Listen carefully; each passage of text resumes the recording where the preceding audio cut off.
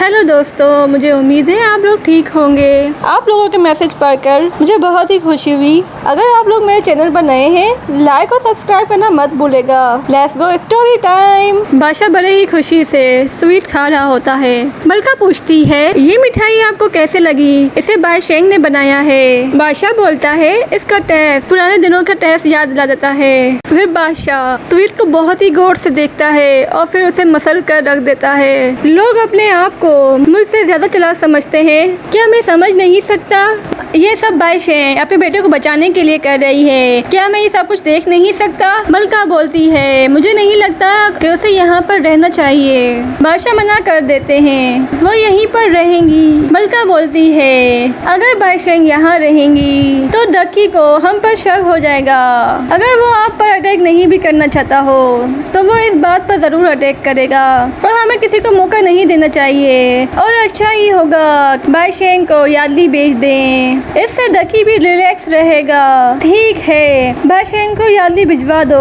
बादशाह जा रही होती है। युआनसन उसको बॉर्डर तक छोड़ने के लिए जाता है। बॉर्डर आने के बाद अपनी मॉम से कहता है, आप इतनी जल्दी क्यों जा रही हैं मुझे छोड़कर? बादशाह बोलती है, मुझे जाना होगा, ये बादशाह का हुक्म है, मेरे पास कोई भी चॉइस नहीं है। पर मेरे जाने के बाद तुम होशियार रहना। मॉम, मैं यहाँ बचपन से रह रहा हूँ तो आपको टेंशन नहीं लेनी चाहिए। मैं आपको हर बात लिखकर बताता रहूँगा, आप पापा को बताएगा। बादशाह को हम पर शक है। फादर जो मिलिट्री को कंट्रोल करा करते हैं, पापा बादशाह की तरफ से डर रहे हैं तो उन्हें कहेगा रॉयल्टी दिखाने की जरूरत नहीं है, वो पूरी यानबी की मिलिट्री को कंट्रोल करे और साथ में पूरे शहर को भी। तो जब भी हम यानबी को सेव कर पाएंगे, बादशाह हमें वफादार समझे या ना समझे, और हम कोशिश करते रहेंगे, एक ना एक दिन सब कुछ ठीक हो जाएगा। भाई बोलती है, मेरा बेटा ग्रो होने लगा है। वो इस बात से बहुत ही खुश होती है कि यानसन को अपनी जिम्मेदारी का एहसास है, क्योंकि वो अपनी जिम्मेदारी समझने लगा है। यानसन अपनी मॉम से मजाक करता है, आप ऐसा कैसे कर सकती हैं? मुझे खतरनाक शहर में अकेला छोड़ के जा रही हैं। बादशाह उसके मजाक को समझ जाती है और वो भी यानसन के साथ मजाक करती है। यहाँ दिखाया जाता है माँ और बेटे के बीच में हंसी मजाक चल रहा है और ये अनजान है आगे आने वाली मुसीबत से।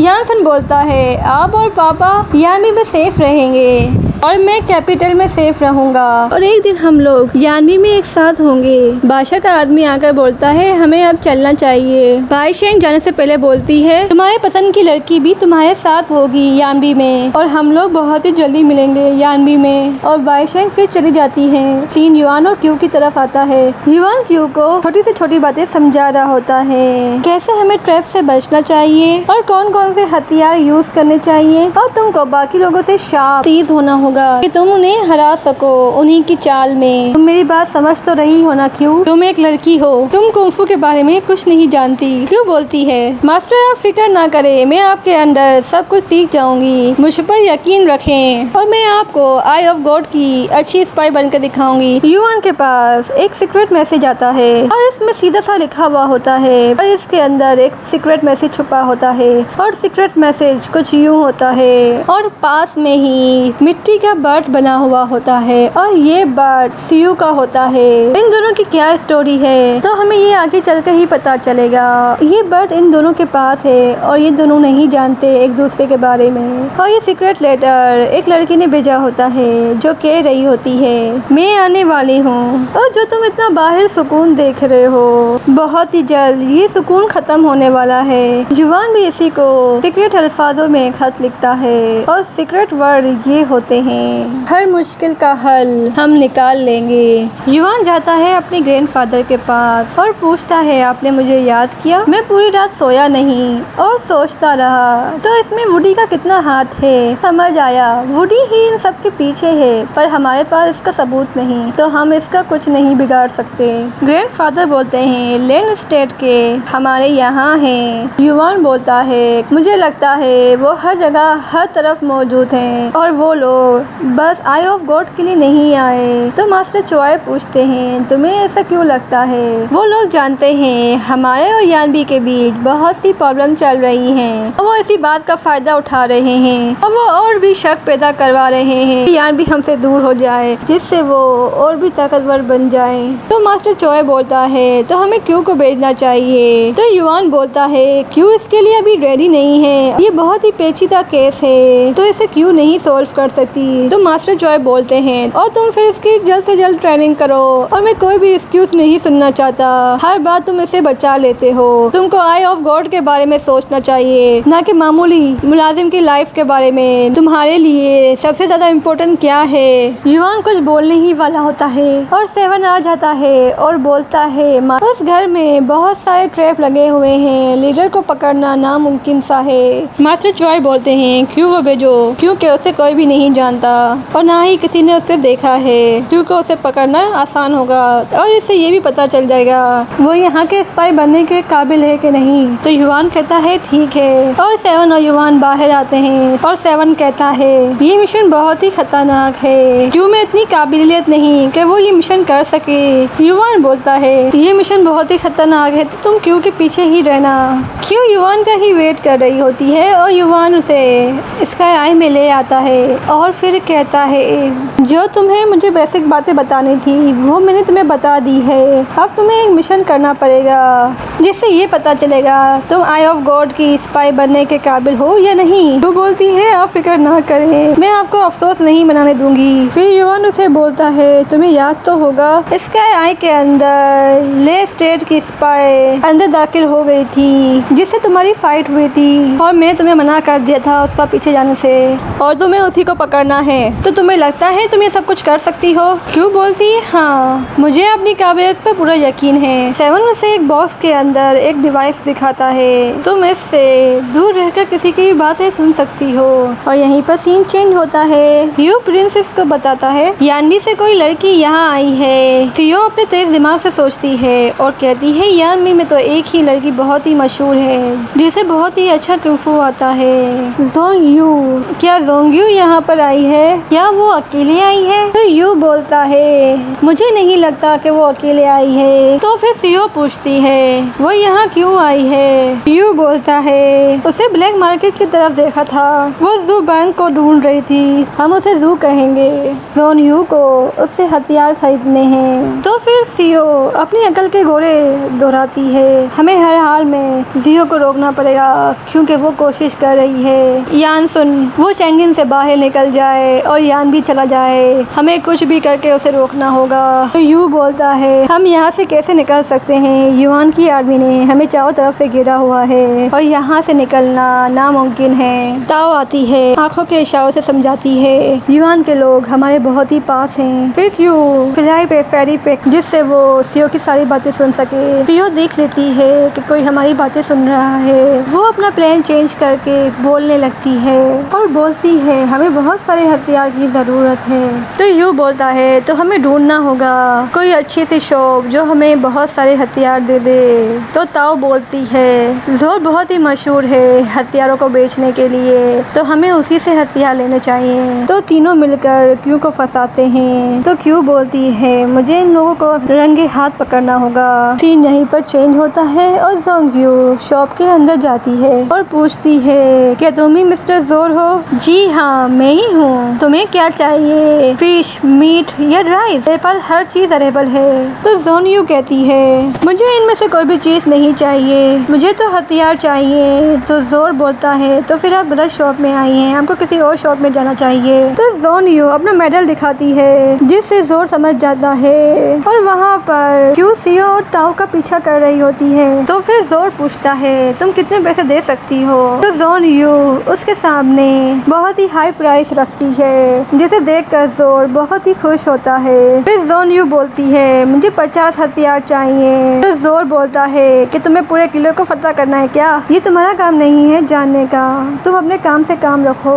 सियो और ताओ भी शॉप में आ जाते हैं और ताओ शॉप का दरवाजा बंद कर देती है। युवान भूख पड़ रहा होता है, कोई इस पे अटैक करता है और युवान उसे फिर पकड़ लेता है और पूछता है तुम्हारे अंदर इतनी काबिलियत नहीं है, तुम यहाँ मुझे क्या मैसेज देने आए हो? जल्दी बताओ। तो वो बोलता है मेरे मास्टर ने कहा है आज तुम्हें बहुत ही बड़ा गिफ्ट मिलेगा और तोहफे में तुम्हें क्यू का सर मिलेगा। और वो ये बोलकर मर जाता है। तो युवान ये सुनकर वहाँ के लिए निकलता है। जोंगयू और ताओ के बीच में फाइट होती है और फिर जोंगयू मोर के पंख से लड़ती है और मैंने ऐसी फेडर फाइट कभी नहीं देखी है और ये फाइट बहुत ही इंटरेस्टिंग लगती है और चारों तरफ कलरफुल पंख होते हैं। रियली ये बहुत ही खूबसूरत नज़ारा होता है। क्यू भी अंदर आ जाती है और फिर सीओ के साथ उसकी भी फाइट होती है और शॉप के बाहर सेवन और यू की फाइट हो रही होती है और फिर सीओ ताओ को चकमा देकर निकल जाती है और फिर क्यू देखती है जोर सीक्रेट डोर से जा रहा होता है। क्यू भी उसके पीछे जा रही होती है। सेवन और यू की लड़ाई हो रही होती है। यू सेवन पर भारी पड़ता है और सेवन जख्मी हो जाता है। युवान आकर सेवन को बचाता है।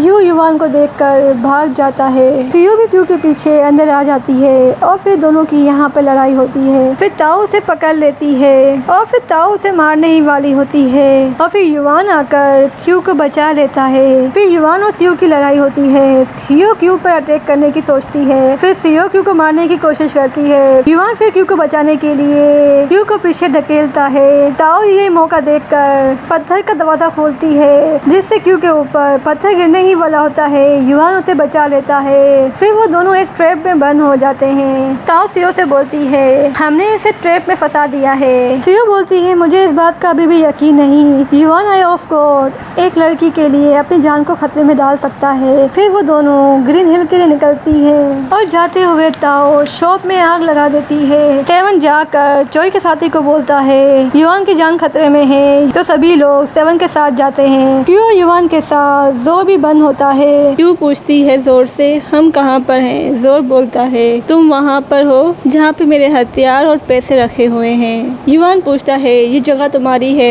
तो यहाँ से जाने का रास्ता तुम्हें पता होगा। तो युवान पूछता है यहाँ से जाने का रास्ता बताओ। जोर बोलता है यहाँ से निकलने का कोई रास्ता नहीं है। अगर कोई बाहर से दरवाजा खोल दे तो हम लोग निकल सकते हैं वरना कोई रास्ता नहीं है। क्यों बोलती है ये तुम्हारी ही बनाई हुई सुरंग है और तुम्हें ही यहाँ से बाहर जाने का रास्ता नहीं पता। इसका रास्ता सिर्फ बाहर से ही खुल सकता है ये अंदर से नहीं खुल सकता। क्यों जोर से गुस्से से पूछती है क्या तुम मुझे डरा रही हो। तुम दोनों लवर्स यहाँ पे आए हो मैंने नहीं कहा था यहाँ आने को। हम लोग लवर नहीं हैं। क्यों बोलती है मेरे मास्टर हैं और मैं इनकी मुलाजिम हूँ। जोर बोलता है तुम मुझे पागल समझती हो। मुझ में ये काबिलियत है मैं हर तलवार के बारे में जानता हूँ। जैसे तुम्हारी तलवार का नाम कैंगन है और इसका मतलब है तुम आई ऑफ गॉड की स्पाई हो और इस लड़के की तलवार का नाम पॉयून है और ये दोनों ही लवर तलवारें हैं। क्यों युवान को देखती है और युवान अपनी नजरें कहीं और घुमाता है। दोनों लड़कियों से पहले एक और लड़की आई थी उसकी तलवार का नाम चियू है और उस लड़की का नाम जोंगयू था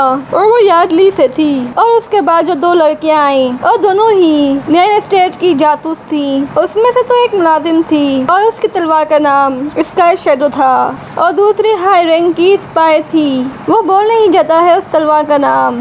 क्यों उसका कुछ ऐसा बोलकर मुंह बंद करवा देती है। जोर को बुरा लगता है और चलने लगता है और दोनों इसका पीछा करते हैं और एक जगह पर पहुंच जाते हैं। यहाँ पे सीन चेंज होकर दिल पैलेस की तरफ जाता है। वुडी एक कपड़े को देखकर भाग रहा होता है और गिर जाता है और उसी वक्त सीओ आती है उसके पास। वुडी बोलता है तुम लैन स्टेट की प्रिंसेस हो यहाँ पर क्या कर रही हो। सीओ बोलती है वुडी से तुमने हमें हाफ मैप दिया है मेरे पास जो इन्फॉर्मेशन थी मैं तुम्हें दे दी है मेरे पास और इसके अलावा कोई और इन्फॉर्मेशन नहीं है। सीओ बोलती है तुम यहाँ पर रहकर तुमने कभी भी हमें अपना फेस नहीं दिखाया। यहाँ रहकर तुमने कभी भी हमारे लिए कोई काम नहीं किया और अब तुम हमारे किसी भी काम के नहीं हो। तुम्हें हर जिम्मेदारी से आज़ाद किया जाता है और तुम्हारी जिम्मेदारी अब किसी और को दी जाएगी। तो वुडी इनकार करता है तो सीओ उसे डराती है और कहती है आई ऑफ गॉड के युवान ये जानते हैं कि तुमने उसकी माँ को तुमने मार डाला था। और ये सुनकर शौक हो जाता है बहुत ही ज्यादा और हामी बढ़ लेता है। सीओ को कोई आवाज आती है और वो वहाँ से चली जाती है और विल आता है और उसे लगता है कोई यहाँ पे आया था और वुडी को शौक में देखकर क्या हुआ यहाँ पर क्या हुआ है। पर वुडी उसे कुछ भी नहीं कहता पर विल समझ जाता है कि कोई यहाँ पे आया था। क्यों जाकर पूछती है यहाँ से जाने का रास्ता तो होगा। तो युवान बोलता है लगता है इसे नहीं पता होगा। क्यों बोलती है मुझे इस पर जरा भी यकीन नहीं है ये झूठ बोल रहा है। युवान आंखें बंद करके आराम करता है और यहीं पे हमारी स्टोरी का एंड होता है। क्या वो दोनों सुरंग से बाहर निकलेंगे ये तो देखना पड़ेगा। सब्सक्राइब करना मत भूलेगा और साथ में बेल आइकन को भी प्रेस कर लेना। आपको हमारी हर वीडियो मिलती रहेगी। नेक्स्ट एपिसोड में मिलते हैं, जब तक के लिए बाय बाय।